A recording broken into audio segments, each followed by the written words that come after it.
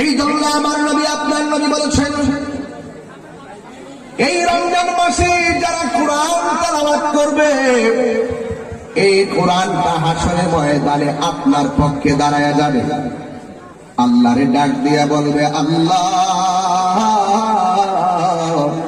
ও আমার আল্লাহ, তুমি তারা জাহান্নামের দিকে নিয়ে যাচ্ছ।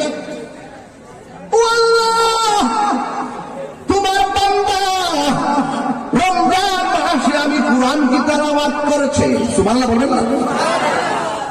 এই তেলাওয়াতকারীর জন্য আমি কোরআন জাহান্নামের গেটে দাঁড়ায়া গেলাম। আল্লাহ, তুমি তারে মাফ করে দিয়ে আমি কোরআনের তেলাওয়াতের বরকতে তারে জান্নাত দাও, আমি সুপারিশ করতেছি। আল্লাহর হাবিব বলেন, পৃথিবীর মানুষ রমজান মাস যারা